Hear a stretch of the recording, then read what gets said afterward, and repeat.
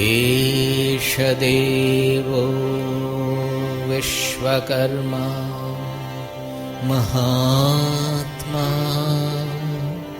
सदा जनानां हृदये सन्निविष्टः स्वराज्य साम्राज्य विभूतिरेषा भवत्कृपा श्रीमहिमप्रसादात् प्राप्ता मया श्रीगुरवे महात्मने नमो नमस्तेस्तु पुनर्नमोस्तु नमो नमस्तेस्तु पुनर्नमोस्तु नमो नमस्तेस्तु नमस्तस्मै सदैकस्मै कस्मै चिन्महसे नमः यदेतद्विश्वरूपेण राजते गुरुराजते यदेतद्विश्वरूपेण राजते गुरुराजते।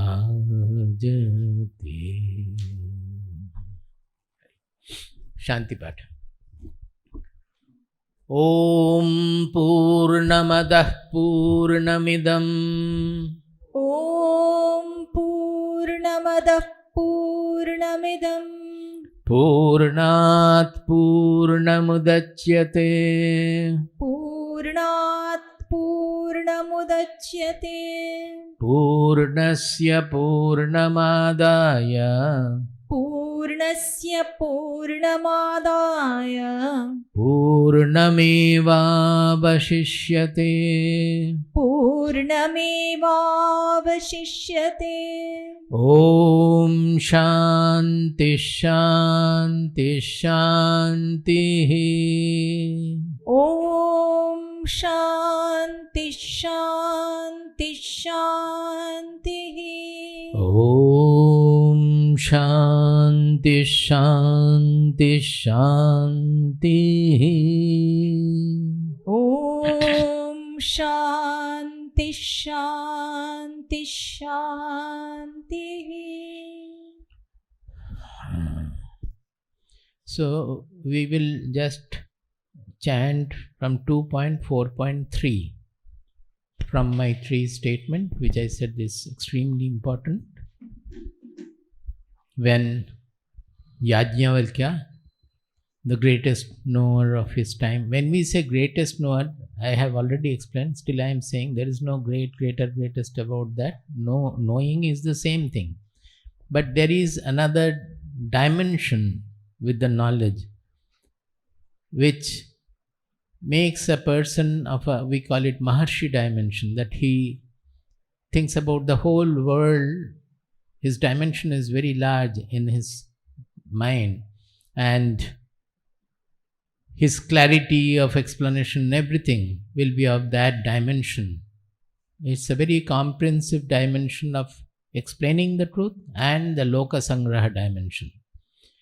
So Yajnavalkya was considered to be the greatest knower of his time, and that too he was still in Grarhasthya ashrama. He had two wives, Katyayani and Maitri, and he was taking leave, taking up sannyasa. So he wanted to divide his wealth between the two wives, and many told Maitri that I would like to divide the wealth and you will become independent of each other. Then Maitri asked that, well, you are leaving for some great aim, what you have known to be the truth, and for that fulfillment you are leaving the household. Do you think that whatever properties you are giving, by that I will also attain the same goal, the immortality? Yajnavalkya immediately said, no dear, it's not possible. Even if you have the whole earth's property, you will not be able to. That will not give you immortality. Then comes this 2.4.3. Maitreyi says that Sahovacha Maitreyi Sahovacha Maitreyi Yenaham namritasyam Yenaham namritasyam Kimaham tena kuryam Kimaham tena kuryam Yadeva Bhagavan Veda Yadeva Bhagavan Veda Tadeva me bruhiti. Tadeva me bruhiti. So she replied that yena aham amrita na amritasyam. Yena aham na amritasyam. By which I will not attain immortality. Kim aham tena kuryam. By that what shall I do? I am not interested in that. Yadeva Bhagavan, hey Bhagavan, O Lord, Yadeva Veda, Tadeva me bruhi iti. What you know and knowing which you are leaving for sannyasa, to take up sannyasa, prajya, you tell me about that. That means you tell me about immortality. Now, in reply, this also we have done, 2.4.4. Yajnavalkya is saying, Sahovacha Yajnavalkyaha Sahovacha Yajnavalkyaha Priyabatarena sati Priyabatarena sati Priyam bhashase Priyam bhashase Ehi asva Ehi asva Vyakhyāsyāmite Vyakhyāsyāmite Vyachakshanasya tu me nididhyāsasveti Vyachakshanasya tu me nididhyāsasveti. So Yajnavalkya said that, Are Maitreyi, you are already a Priya, indeed a Priya. You were already dear to me, dear to us. And what you are saying, that makes you all the more dear. What you are saying, the words, that what will you do if that doesn't make you immortal? You have nothing to do with that. That statement makes you all the more dear. Because as I explained yesterday, a knower wants what is most dear to knower, what he has known, his whole life he has spent, he has done relentless austerity. Not a single moment is left without the jnana nishtha. With that, whatever he has attained or whatever he considered to be the supreme in his life, if he can give it to somebody, if another person can take it, then the knower will be the happiest. He will be happiest to see another person becoming a knower. So naturally, when Maitreyi said like that, and perhaps Yajnavalkya had not expected it, although he knew that Maitreyi is given to spirituality, he became the happiest. He said, Come, ehi, asva, sit. Vyakhyāsyāmite. I will explain to you. Vyachakshanasya tu me nididhyāsasva iti. But I will explain to you what immortality, because that is the one thing I would like to explain. That is the dearest subject for me. I will explain it very well. But there is a condition. To receive it, you have to be extremely contemplative, one-pointed.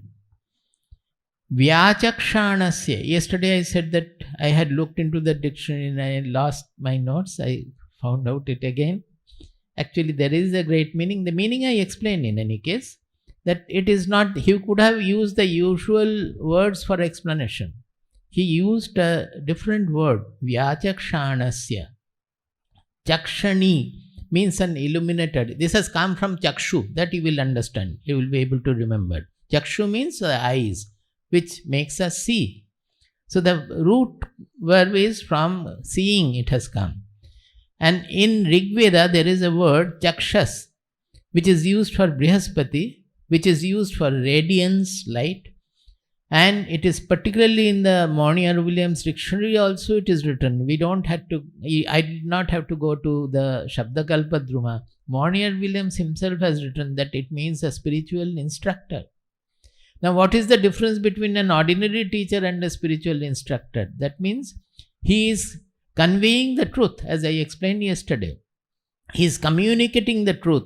And that truth has to be directly absorbed by the disciple, by the listener, by the student. So, he has used that word that I will explain to you, but in the sense that it is like illumining you. I will reveal to you the truth, I will reveal to you. But to receive that and get illumined, you have to do nididhyasana. This also I explained yesterday, that it is not a very concentrated, stressful focus. It's a very relaxed focus, relaxed one-pointedness. Unless you are able to discover this relaxed focus, any effort, the spiritual effort will not be very much successful, whether it is meditative or scriptural studies. What we need is as an infinitude to dawn in us. It's the most relaxed, effortless state when the truth dawns in our mind. So the mind will not be disturbed by any other fragmented thought or thought of fragmented object of the world. Nothing will be there. But at the same time, you cannot call it a focus as people focus on their central point or on the light or on the lamp. It's not like that. There is no strain involved here. It's absolutely a relaxed state of the mind. In that state of the mind, if the Guru is communicating the truth, it will simply get absorbed in the disciple's mind also. But the retention, the dharana kshamata I said earlier, that depends on the sadhana of the disciple, how much of purity he has attained. Otherwise, even if he absorbs it, he will not be able to retain it. The retentivity will depend on the purity of his mind, purity of his being. That comes from his tapasya, from his austerities, from his sadhana. So, we had done up to this. Now, you should have enough of imagination to understand the situation. We are not just, it's not a storytelling. What is happening there? A husband and wife, a couple, and they are very fond couple. From Yajnavalkya's statement, from Maitri's statement, it is very much understood that they were ideal couple. There was lot of respect, lot of fondness, lot of love between them. In such a state, the husband is leaving her, leaving the family, leaving the household and going away for sannyasa. What will be the state of the wife? Can you imagine? So, what is happening in Maitri's mind? That whatever she may say, whatever is her ultimate aim, the fact is that if perhaps after Yajnavalkya had finished his instructions, he will walk off, and that is what the Upanishad says also. Now, we compare with Arjuna's, as Swamiji was saying the other day, that the first thing, what Krishna had to deal with Arjuna's mind, in Arjuna's mind, before the Kurukshetra war, Arjuna was completely submerged in grief.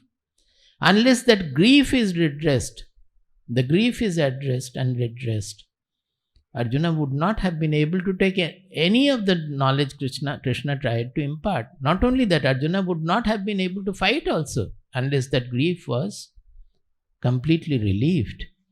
In this case, in Maitri's case, it might not have been grief, because Maitri perhaps was in a much advanced state of seekerhood. Otherwise, she would not have said, right in the beginning, she would have cried, she would have shed tears, "Oh my dear, don't go now. give me another year or 5 years, after that you please go. Or what will happen to you? Take some material with you so that you get good food in the forest also. Many things could have been thought. She did not think all these things. Her mind was completely occupied by the thought of immortality or the ultimate truth. That shows that she was also in an elevated state of spiritual sadhana. But the fact is that the husband is leaving her and going away. So it is a point of love which has to be treated. The love makes us attached. So that attachment has to be treated. And for that, what Yajnavalkya started with the statement, perhaps you will be shocked. I don't know, many of you have not ever thought in this manner, but the fact is, this is a fact. And a knower will speak truth and only the truth, nothing else. But he will speak in such a manner that the truth relieves the addressed disciple or devotee. So we will come to mantra 2.4.5. It's a long mantra, but it's the same thing repeated every line. Easy also. So I will first read the whole thing and then again come back to the meaning. This is all Yajnavalkya's statement. Sahovacha Sahovacha Nava are Nava are Patyuh kamaya patih priyo bhavati Patyuh kamaya patih priyo bhavati Atmanastu kamaya Atmanastu kamaya patih priyo bhavati patih priyo bhavati Navare Navare Jayayai kamaya jaya priya bhavati Jayayai kamaya jaya priya bhavati Atmanastu kamaya jaya priya bhavati Atmanastu kamaya jaya priya bhavati Nava are Nava are Putranam kamaya putrah priya bhavanti Putranam kamaya putrah priya bhavanti Atmanastu kamaya putrah priya bhavanti Atmanastu kamaya putrah priya bhavanti. Up to this we will understand and then again go forward. Because the examples are taken from different areas of life, one after another. But he started with the most important, closest example at that point of life for Maitreyi. He says that, my dear Maitreyi, it is not for the sake of the husband that the husband becomes dear, but for the sake of one's own self. Such a shocking statement. No? My dear, it is not for the sake of the husband that the husband becomes dear, but for the sake of one's own self. It is not for the sake of the wife, my dear, that she becomes dear to the husband, but it is for the sake of one's own self. So, then comes the children. It is not for the sake of the children that the children become dear. It is for one's own sake. It is for the sake of the self that the children become dear. Now let us try to understand what is it. We think that I am loving my husband or I am loving my wife. Now suppose the love was not satisfying you and you were not having joy by loving the husband. Would you have loved the husband? Even take real examples where the husband becomes very much deviated, doing all wrong things and all. Still, we may try to love, but do we really? If the husband doesn't love me, am I happy? Or husband or wife, the what do you call it? The spouse. or in anything, suppose it is putraha. We love the children, we have lot of ambition about them or desire that they will become this, they will become like that. But when they refuse to follow our ways and they are not giving us the joy we want, are we able to love? Basically, anything, what we are doing in the world, I have explained it from the other direction during the Sadhana Chatushtaya lectures. Over online also I have explained this. That we are always looking for happiness. The reason is that we are born with an insufficiency in us, a deep lying insufficiency in us. What is that insufficiency? That we want to become happy. Because to fulfill that, we want to become happy. It is not only an insufficiency, we are born with a delusion also, that something from the world will make us happy. So we go on with that, thinking that I will become happy by having good result. I will become happy by having a good career. I will become happy by having a good spouse. I will become happy by getting good children. I will become happy by having a few buildings. I will become happy by becoming famous. I will become happy if I become the richest in the world. All these things. Do we become happy finally? Nothing from the world is ever able to make us fulfilled. That is why we look for again something else which will make us happy. Well, one may question that when some desire is fulfilled, are we not becoming happy? Our Shastras say that we have to understand it very deeply, that the ananda we are looking for, the joy we are looking for, that is the very nature of ourself. That is the Atma's nature. It is the Swarupa of the Atma. Its nature is Ananda. Because from birth, we are not looking inside. Always we are looking outward, outward, outward. We miss that Ananda. It is like the river. From the sea, the water vapor goes up and it goes with the cloud and gets shed on the mountain tops. From there, the river starts moving. It doesn't know where to go, but there is a chanchalya, there is a restlessness in the river. It moves according to the gravity, but where it is going, it doesn't know. But it flows, it flows, it flows, till it reaches the sea, where it has originated from, that source point. It comes back, and then only the river, it doesn't have any further motion of the river. It becomes stable, it becomes fulfilled. Why? It gets back its real identity. Actually, the river is nothing other than the sea. All the rivers, they are nothing other than the sea. As long as they are detached from the sea, they try to move towards the sea. And when they reach the sea, they identify with the sea, that is their real identity. And the restless motion stops at that point. Like that, we are constantly looking outward, not knowing that the happiness is lying within us.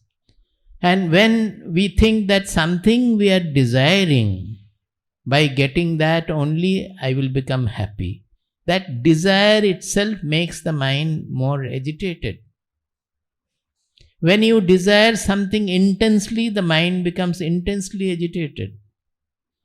So when that desire is fulfilled, that desired object is had, for a short while, the mind becomes silent. That agitation is gone. The moment the agitation is gone, that Swarupananda, that Ananda which is the nature of the soul, we are getting a little touch of it because of the silence of the mind, because of the placidity of the mind, because of the calmness of the mind. We think that the joy has come from the object.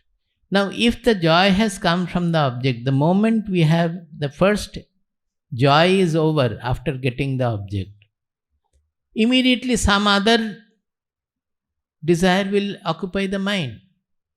As long as you are very joyous, it may be kept out. But very soon, if not anything else, you will have the fear of losing that.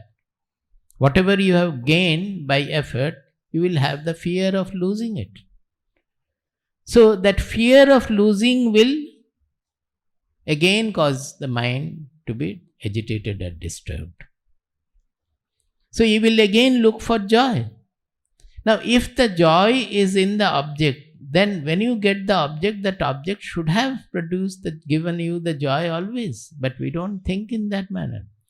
We have several examples like that. Suppose something you are very happy about. Say you have gone to a beautiful place, a nice, beautiful scenery, vast horizon you are able to see and you feel so joyous.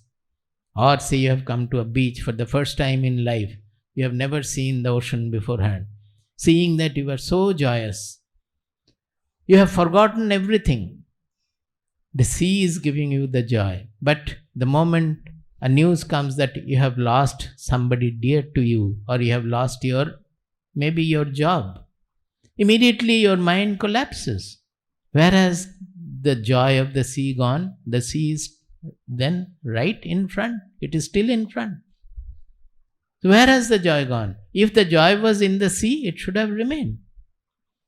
So the question is that the vision of the sea made you forget all other small agitation, ambition, desire, fear, everything was forgotten for a while.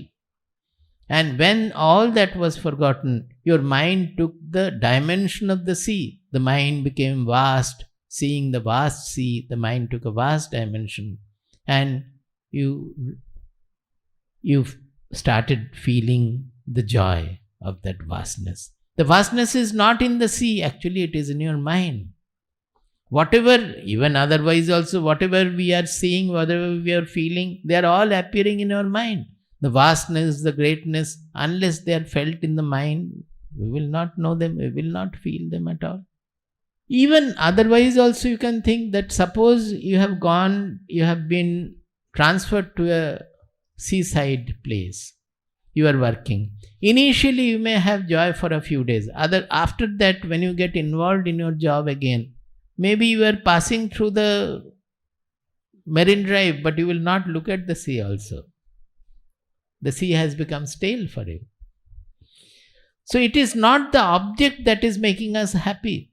The happiness is within, and that happiness is always there. It is Swarupa, it is the natural coordinate of our soul. And because our mind is always full of desire, only when some intense desire is fulfilled, that desire goes. It is not the fulfillment of the desire, but the elimination of the desire that makes us happy. This is a revolutionary concept. We have to use it and see and practice it. Then only we will know. We can give enough of examples for this. Suppose those who have been successful in meditation, in the meditation, if they have some sort of a samadhi or so, they get overjoyed, they get filled with joy, brimming with joy. Why? What was the point when they got the joy? When they forgot the whole world. In meditation, when we forget the whole world, including our own personality, that means our own desires, memory, everything related to our egoistic identity. When that egoistic personality along with the whole world, everything is forgotten, then we feel that we are flooded with joy. But still we don't think. This is where the jnana element has to work. Those who are getting the joy in meditation, they don't think. They think that I have got the joy from meditation. So next day again they want to have the joy in meditation, but next day it may not have. Third day also it may not have. It may not be there for a year or even more or never. So what happens is that he is missing the joy because of lack of vichara, that he did not apply his vichara there, that what is giving me the joy. If he had understood that the joy is always there in my Swarupa, in the self, it is a coordinate of the self, then what are the things which is taking my mind away from the self? That should have been the sadhana. And that when you succeed to keep the mind anchored in the self, when you are active in the world also, you will not lose the joy. What happens in meditation? Actually, the mind has gone. Mind has become zero at that point. So actually, why should we feel joy? And when we are awake, why should we not feel the joy? Because we are not normally happy with the thoughts of our mind. Do you accept it? Throughout the day, the mind, whatever thoughts, whatever emotions, whatever vicharas it is producing, we are not happy with it. That is why we want to go into the meditation when the thoughts are forgotten. But the same mind can be filled with thoughts which will make me positively happy also. The thought of the self, the anchorage in the self, will generate only good thoughts, liberal thoughts, expanding thoughts, sublimating thoughts in the mind, so that you won't want to become zero anymore. So we have to understand that the joy is in the self. So what here Yajnavalkya is trying to say is that we are loving anybody or any item of object or anything in the world when we apply that mindness with that person or the material or whatever we are thinking about. That is, as long as it is somebody else. Suppose it is somebody else's wife has died or has gone away, or somebody else's husband has gone away. Then we don't feel grief. We may sympathize. That is different. Why? Because I am loving my wife and my husband. And why? It is because it is my wife I am loving. It is because my husband I am loving. It is because my children I am loving. That love gives me fulfillment. It is the my, that mine and my. There lies the emphasis. Our Shastras say that it is like sugar or jaggery. Sugar or jaggery is sweet. So whatever you smear with the sugar or jaggery, that becomes sweet. So the Atma, our self, is so sweet for us. That is the sweetness.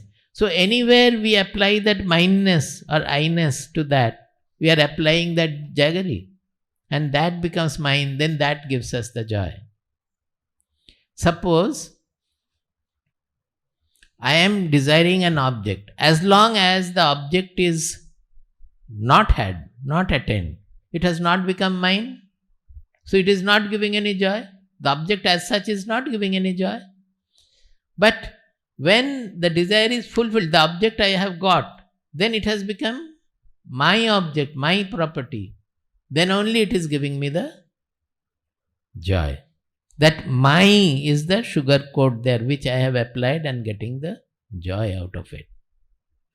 So we have to think a lot about this statement that we love our husband not because of the husband, but because of our own sake.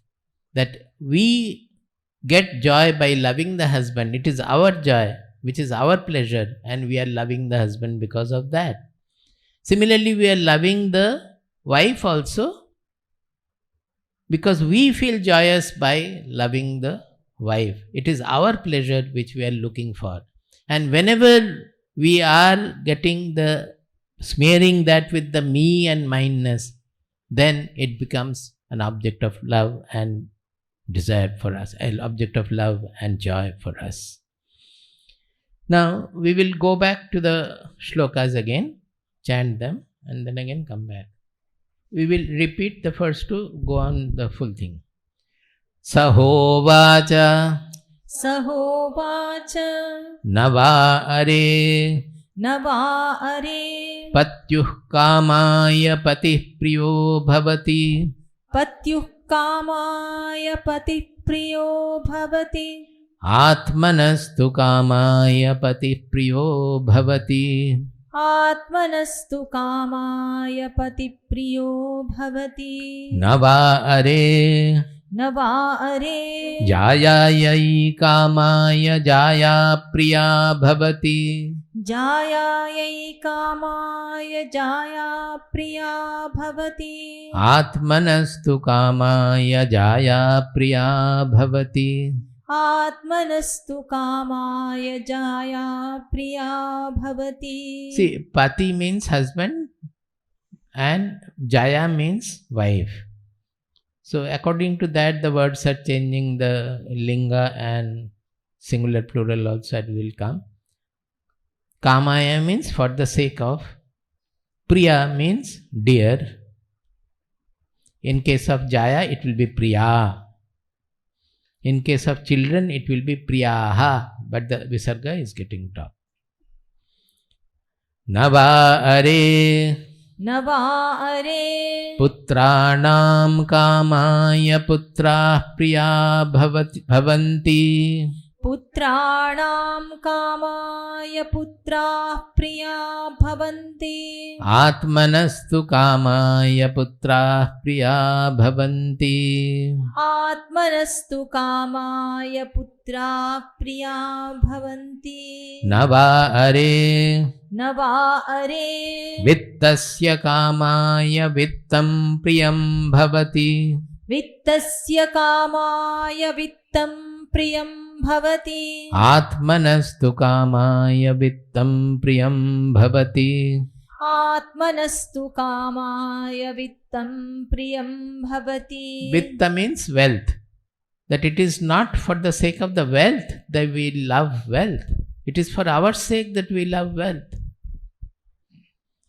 Nava are Nava are Brahmana kamaya brahma priyam bhavati Brahmana kamaya brahma priyam bhavati Atmanastu kamaya brahma priyam bhavati Atmanastu kamaya brahma priyam bhavati. Here the Brahma is Brahmana Varna. It is Brahmana they are referring to as Brahma. It is not the ultimate truth Brahma. That this Brahmana and Kshatriya, they were the caste most respected because the Kshatriyas are responsible for protecting the whole country, protecting us. They are the most powerful people.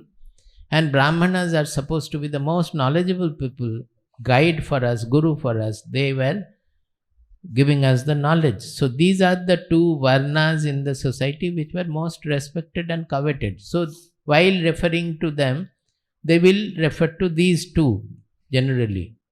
Because about that we will have special feelings and all. Similarly, when the other kind of feeling, that is negative feelings are coming, they will refer to the other which are so-called considered to be menial job or so. But actually it is not so. So while referring to the Atma is everything, they will speak about those.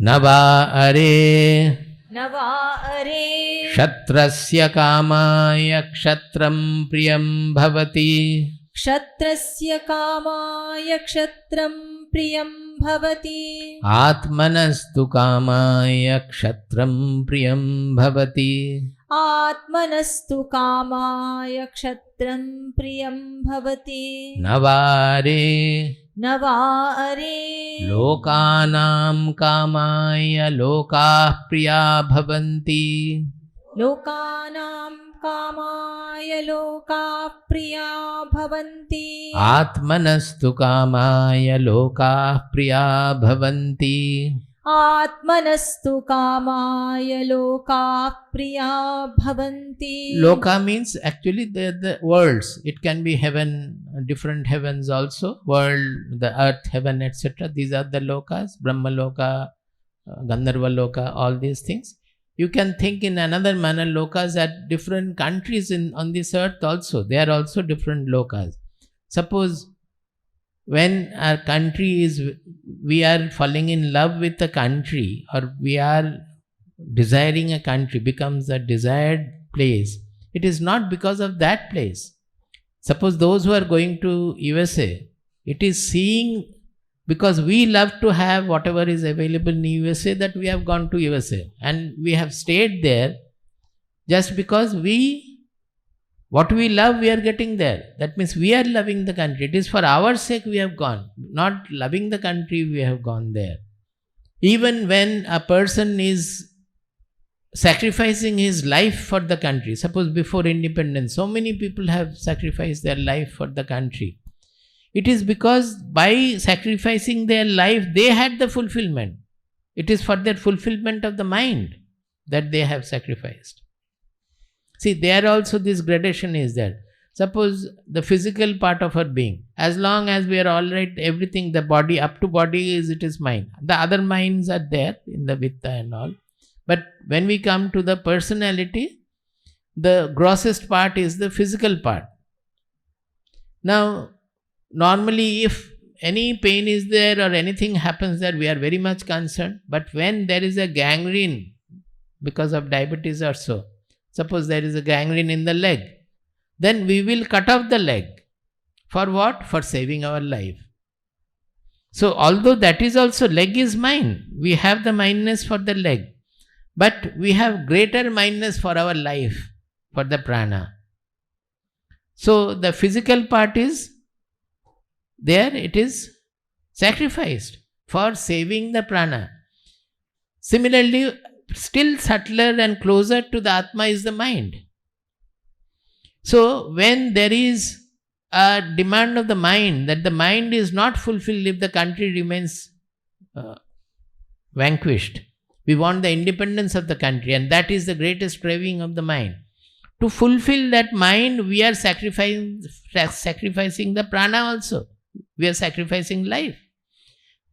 For what? For fulfilling the mind. Although after that I will not be there. But by sacrificing, I am having fulfillment, that I have given my life for the country. So mind is still closer to the Atma, and that is given the higher position. Is it not? Still go further. In meditation or in sleep, what are we doing? Their mind is also forgiven. It's forgone. We are going back to the Atma. In sleep also, we are not knowing, but still sleep is very much comfortable to us. Without the deep sleep, Sushupti, we will not be able to work the next day, because this is the most energizing phase of our daily life. And that is actually, we are resting in the Atma. And in deep sleep, we don't have the world, we don't have our egoistic personality, nothing is there. Only the consciousness I is observing the zero state, zero signal state, that there is no signal at all. So that is also an Atmic state, but because our buddhi and the mind are sleeping at that point, they are not awake at that point, we don't come to know that we are now the Aham Brahmasmi or Aham I am Eva Atma. We are not able to understand at that point, because the buddhi is sleeping and the mind is also sleeping. In Samadhi, what happens? The buddhi is silent, the mind is silent, but they have not slept off. They were awake, but they are not agitated or disturbed or so. So we are able to know that, oh, this is the Atma. Do you get my point? So, but when the mind is tired, we simply leave the mind, drop the mind and go to the lap of the soul. So it is actually our fondness is for the self, for the soul. And that is why that Samadhi state is so much coveted, because of that only. And when we discovered that this is the source of all the joy, this is the source of everything, then what happens? We no longer are interested in getting any joy from the world, because we know that even if something in the world is giving us the joy is produced by the Atma only. It is only to specify the mind that we want to fulfill the desire. When the mind is specified, the joy we get is from the Atma only. So the Atma alone is to be The focus should be the Atma, so that we are always joyous. If we are looking for love, if we are looking for happiness, if we are looking for anything, the focus should be not the worldly things, what we love or what we get joy from, but the Atma, which is the source of all joy. That is what he is coming to. Still more at there. So, lokas, that all, whichever loka we, suppose people are thinking that after death I must go to the heaven. Now, heaven, we from the Shastras we get a very colorful picture about heaven, that all your desire will be fulfilled and this happens, that happens, etc. So, I am going to heaven not by loving the heaven, not because for the sake of the heaven, because I want to get fulfilled. Again, that joy, the Ananda I am looking for, I want to get fulfilled. So, when we find that the Atma is the ultimate in everything, then whether I go to the heaven or whether we remain in the earth or so, it doesn't matter at all. So Kathopanishad, Mundakopanishad, repeatedly it goes on putting those shlokas, that whatever is here, that is there also. If you identify this Atma, which is everywhere present as the Samanya, Samanya means as a common, everywhere it is there, then birth and death will no longer bother you. As I have been explaining all these days, that it is not within the causal chain, it is not something changeful. The Atma is the only thing, it is not a thing, which is beyond causality, time, everything. So there comes the ultimate fulfillment of life. Nava are Devanam kamaya deva priya bhavanti. Devanam kamaya deva priya bhavanti. Atmanastu kamaya deva priya bhavanti. Atmanastu kamaya deva priya bhavanti. Even the devas, we are very fond of Guru Vairappan, or very fond of Vishnudev, or very fond of Mahakali or whatever, or Shiva or so. It is all nothing to do with, not for the sake of Deva at all. It is for the sake of our own satisfaction that we conceive of such a Deva and we have all our love and devotion for him. Nava are Bhutanam kamaya bhutani priyani bhavanti. Bhutanam kamaya bhutani priyani bhavanti. Atmanastu kamaya bhutani priyani bhavanti. Atmanastu kamaya bhutani priyani bhavanti. See, bhutani means all the beings and everything. We love the birds, we love the dog, we love various objects also. They are also bhutas, but here they must be meaning the beings.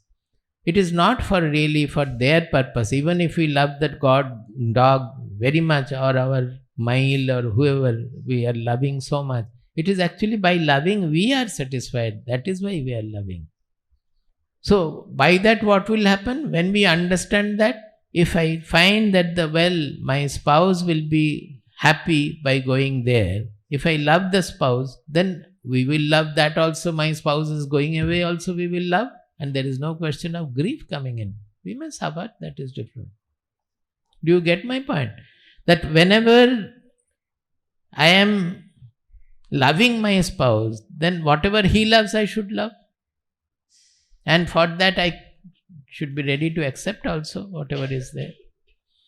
But when the clarity is there that it is for the Atma, that everything we are loving, or everything is becoming dear for the Atma, then what happens? Then the whole world becomes dear for him. Why? Because he realizes this Atma, which I have discovered in my inmost being as the I, he has to know that that Atma is everywhere. There is nothing other than that Atma at all. Everywhere is that Atma alone. And then everybody becomes equally dear to him. There won't be any raga dvesha anymore. You have to be able to link everything to have the full overall sadhana, the wholesome sadhana will come like that. Nava are Sarvasya kamaya sarvam priyam bhavati. Sarvasya kamaya sarvam priyam bhavati. Atmanastu kamaya sarvam priyam bhavati. Atmanastu kamaya sarvam priyam See, bhavati. step by step he is coming. Sarvam priyam bhavati. For a knower also, the whole world becomes lovable for him. Whole world becomes dear. How? Because he is finding the Atma in the whole world. The dearness is for the Atma. And because he is finding that the whole world is in the Atma only, the Atma is not missing anywhere. So the whole world becomes dear for him. Step by step he is coming to that. Now, all these examples are over here. So the last one was Nava are Nava are Sarvasya kamaya sarvam priyam bhavati. sarvasya kamaya sarvam priyam bhavati. Atmanastu kamaya sarvam priyam bhavati. Atmanastu kamaya sarvam priyam bhavati. Atma va are Atma va are drashtavyaha drashtavyaha Shrotavyo Shrotavyo Mantavyo. Mantavyo. Atma va are drashtavya Shrotavyo Mantavyo. Atma va are drashtavya Shrotavyo Mantavyo. Nididhyasitavyo Maitreyi. Nididhyasitavyo Maitreyi. Atma va are drashtavya Shrotavyo Mantavyo. Atma va are drashtavya Shrotavyo Mantavyo. Nididhyasitavyo Maitreyi. Nididhyasitavyo Maitreyi. Actually, it will be better if you can cut after drashtavya, because how it becomes drashtavya? By this. Atma va are drashtavya Atma va are drashtavya Shrotavyo Mantavyo Nididhyasitavyo Maitreyi. Shrotavyo Mantavyo Nididhyasitavyo Maitreyi. Atmano va are Atmano va are Darshanena Darshanena Shravanena Shravanena Matya Matya Vijnanena Vijnanena Idam Sarvam Viditam. Idam Sarvam Viditam. Atmano va are Darshanena Atmano va are darshanena Shravanena Matya Shravanena Matya Vijnanena Vijnanena Idam Sarvam Viditam. Idam Sarvam Viditam. So, all these examples, what are they doing? They are finally telling us that if everything we are doing in the world for anything, for the spouse, for the children, for the property, for the world, for the Shastras, whatever, it is all for the pleasure of the Atma, for the sake of the Atma. Then shall we not first like to know who is that Atma? Here comes the main purpose of this mantra. That this Atma, once we know, then all the problems will be solved. Because for this Atma, this joy of this Atma, we are looking joy from here and there, but we are not satisfied by that. All the joys are in the Atma only. So first of all, let us go to the Atma, see who am I and what is that real identity for me. So he says, therefore, Atma vare, hey, oh dear Maitreyi, therefore the Atma only is drashtavyaha. That Atma has to be seen first. Don't look at all the worldly things outside and all. That Atma has to be seen first. Now, can it be seen with the eyes? No. This is something the subtler than the subtlest. You cannot see the Atma with the eyes. You can see the objects with the eyes. You cannot even find it by any of the inner faculties also. So what is to be done? How the Atma has to be seen? It is not the ordinary passion. It is something else. For that, what do you do? Shrotabhyaha, mantabhyaha, nididhyasitabhyaha. These are the three things we have to do. For what? For the Atma, to know the Atma, to see the Atma. To see means to perceive the Atma, to realize the Atma is the right word. To realize the Atma, we have to listen to or read or listen to from the Guru about that Atma. So repeated listening, studying, reading, constantly doing it. What will happen? Along with the reading, listening, we have to do the mantabhyaha. That means pondering over the truth, applying all the reason, all the rationality, that if this is the Atma, I am not able to accept this, this is not becoming clear, there is doubt here, doubt there, etc. That is the mantabhyaha, means manana. We have to do the shravana, manana. And when all the rational arguments, all the rationality has been satisfied, you have analyzed everything with the buddhi, then comes the nididhyasana, which is the one-pointed contemplation of what we have understood.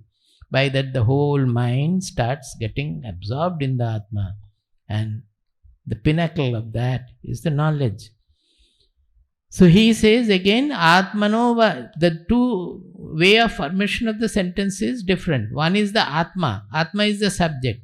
What is the Atma? It has to be realized, drashtabhyaha.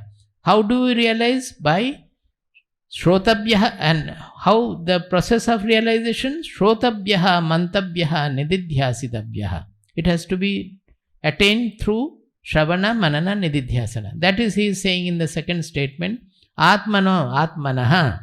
That means of the Atma. It is Shashti Vibhakti. Atmanaha darshanena, shravanena, matya means mananena, vijnanena idam sarvam viditam. When you finally understand the truth of it, then idam sarvam viditam, then all becomes known. It's a great statement here. So far they were discussing about the Atma. Now he has come to, when you have done the shravana, manana, nididhyasana, then vijnana means the realized knowledge. By that realized knowledge, everything becomes known. So you become no longer any desire for anything at all. Now he will go further and certain things will be repeated. I have to shorten now because there is not much time for the entire thing. So from the next shloka onwards, I have to go a little faster perhaps. Now here, after saying nididhyasana, in the second line, why he has changed over to vijnanena? Because there is a problem between the, Shankaracharya has commented on it, that nididhyasana is a kind of a meditative process, one-pointed meditative process. Now that kind of a meditation is done in yoga also. And in yoga you attain samadhi also. But you may come back that samadhi repeatedly, the Nischala samadhi we say. But still your avidya or the ignorance will not go. That is the problem. Why Vedanta is so much honored? It is because of the solving all the problems forever. Why? That happens only through jnana. That is why repeatedly Yoga Vasishtha is saying that without vichara nothing can be done. Vichara tikshnatam dhihi pashyati parampadam. It is for the dhihi to see the ultimate goal. And that is seen by the dhihi by constant vichara. Dirgha samsara rogasya vicharohi mahaushadam. The vichara is the ultimate medicine for all the worldliness we are suffering from. One can be kriyatmak dhyana. Kriyatmak dhyana we refer to when it is a yoga kriya. It is a kriya yoga. There we do the meditation, we get into samadhi, but there is no knowledge aspect involved. So to remove the doubt about that, Shankaracharya says that he has changed over to vijnanena. That means it is jnanatmak dhyana. It is not kriyatmak dhyana but jnanatmak dhyana. Those who are actually pursuing, for them it is very important. because we are given to Kriyatmak Dhyana more. But because we don't want to apply the buddhi, apply the introspection, the vichara, unless vichara is associated with our sadhana, dhyana will be only a Kriyatmak Dhyana, leading to some experience. But the knowledge will not done unless there is the vichara. Because where is the ignorance? These are very simple mathematics. Where is the ignorance lying? Ignorance is in the buddhi, is it not? The lack of knowledge is in the buddhi. So the knowledge has to be dawning in the buddhi. The Atma, we don't have to do anything. The Atma remains as it is. We don't attain the Atma. We are the Atma. But through the knowledge, we are dealing with the ignorance. By the knowledge, the ignorance is removed. By the vidya, the avidya is removed. When the vidya removes the avidya, then the Atma radiates in its own, shines in its own glorious, in its own glory. So the process is through a constant vichara which has to purify all aspects of our mind, all aspects of our being. Through that purity only, when the buddhi becomes pure, when the mind becomes pure, then the pure knowledge of the truth will dawn in us. The Upanishads are full of shlokas like this. Suppose in Kathopanishad, it is a reference will be Mundaka Upanishad 3.1.8. Mundaka Upanishad 3. There are many, I am just citing one or two. 3.1.8. It says, Na chakshusha grihyate napi vachaha Nanyairidevais tapasa karmana va Jnana prasadena vishuddha sattvaha Tatastutam pashyate nishkalam dhyayamanaha. Na chakshusha grihyate napi vachaha. Vacha should be vacha, na? It is. Na chakshusha grihyate napi vacha. It cannot be attained by, seen by the eyes, or can be had through words. Words only will indicate. Na annaihi devaihi, not by any other powers, like the devai can be the gods or it can be the indriyas also. Both are called devais. Any other power, any other brilliant powers also. Na annaihi devaihi tapasa karmanava. Any other austerity or karma, means jaga, yajna, or anything you do. All these karmas and seeing, knowing through words, everything is under causality. They are resulting out of a certain action. It cannot be had by any one of them. Then how can it be had? Jnana prasadena vishuddha sattvaha.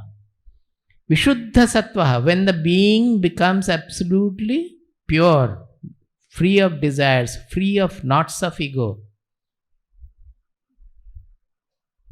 free of all constrictions. How does it happen? Jnana prasadena, by the prasada of knowledge. The placidity which dawns from the knowledge. So the jnana has to be applied for purification of our being. Tatastutam pashyate. Then he sees. Sees means not with the eyes. It is the ikshana. It is seeing with the buddhi, with the dhi. Dhihi pashyati parampadam. Tatastutam pashyate. What does he see? Nishkalam. Nishkalam. Kala means what? Part. Nishkalam means partless. What is the last part? The subject-object division is the last part. As long as there is I am seeing the God, difference is there, that is also kala. The last kala is the duality of subject and object. I am seeing, I am not the seen. I, the seer and the seen division. Nishkalam means the non-dual position where the seer seen division also is merged. It is unified. It is fused. Then the non-dual, Nishkalam means non-dual. There is no part at all.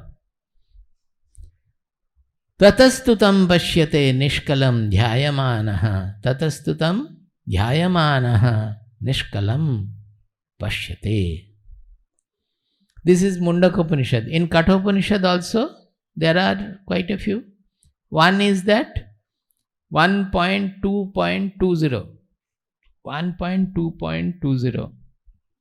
Anoraniyan mahato mahiyan atmasya jantor nihito guhayam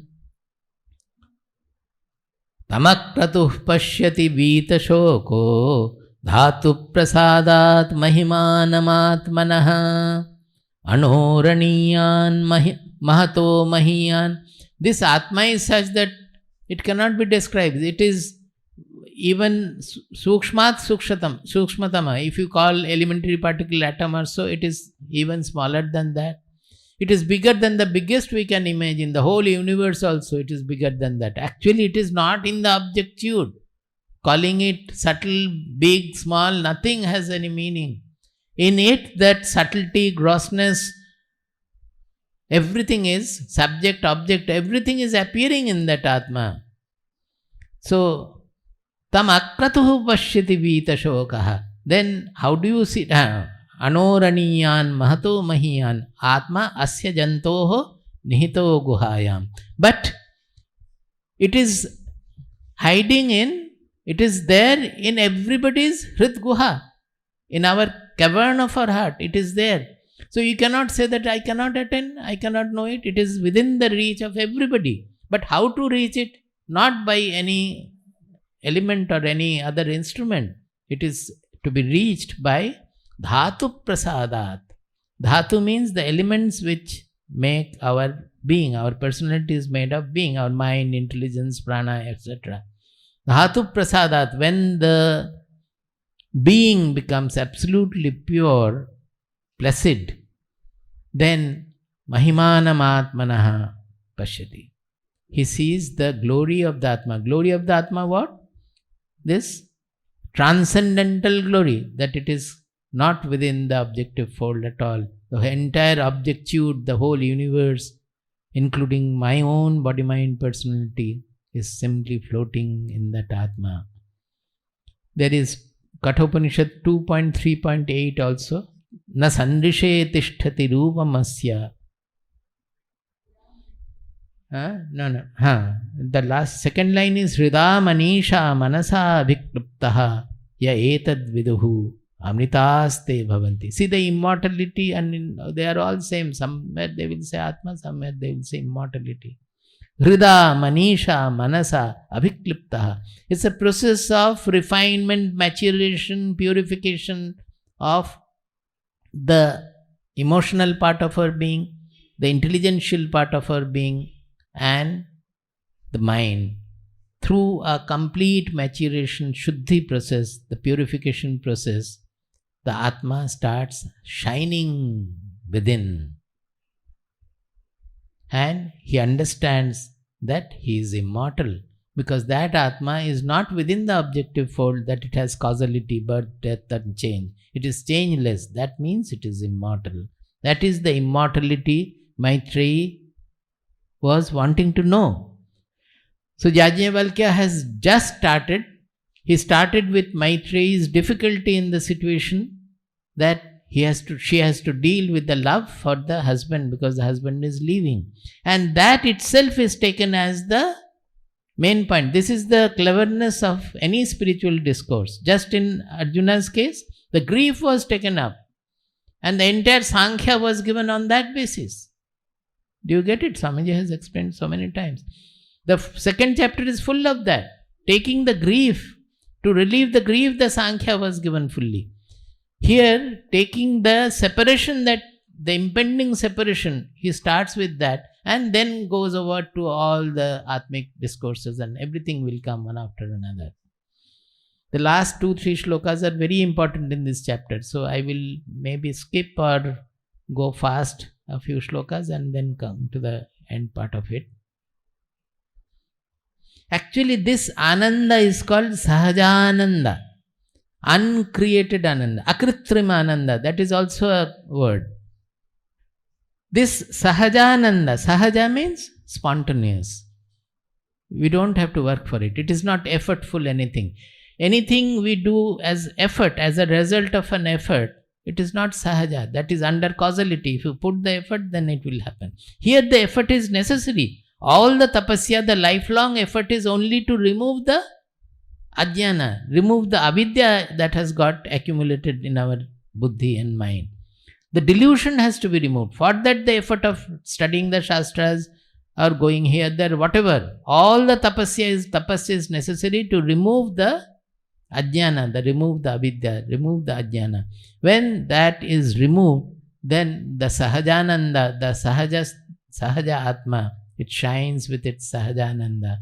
It is called akritrimananda because it is not uncreated ananda. All other anandas are, we are wanting something, then we are having that, and then we get a little joy. Is it not? Wanting something, so there is lot of effort. And the ananda is created. Suppose we would not have gone for it if we had simply renounced all the desires. Immediately you will be floating in ananda. Sahajananda will come. It is the desires, the desire and corresponding to desire, there is a fear, there is a constriction, there is jealousy and selfishness and all that. They are all not allowing us to enjoy the Sahajananda. When they are removed, the being becomes purified, then the Sahajananda of the Atma, it shines without any blemishes. In Brihadaranyaka it says, in another place, Etasyaiva anandasya anyani bhutani matram upajivanti. This Sahajananda of the Atma, all the jivas, they are only getting matra, a little bit of it from their different fulfillment here and there. Loving this, loving that and all. We always say that we are always wanting love from another. And when we are not getting, we are getting agitated. Even if you get also, you are not fulfilled, you have so many doubts and all. But not looking for love from anybody, start loving everybody. That is spirituality. Our methods are very simple. Don't look for love from anybody at all. Start loving everybody and everything. The love, it just brims over, it just flows, wells forth from inside. And that love gives you the joy, not that it is coming from somebody. We are missing there. What is giving us joy is the love, not where from the love is coming. So now further discussion will be on that, but it is very cryptic. The next verse itself is very symbolic and cryptic. It's very difficult to find out what the author meant actually, what is his idea and all. So, but once we understand the fundamental, we will be able to course through. That everywhere that will be there, that we are missing the thing because we are always focusing on small, small things which are actually hindering the joy. If those are removed, then it is, the joy becomes spontaneous and Shuddham Vishuddham Abhicharam Anantarupam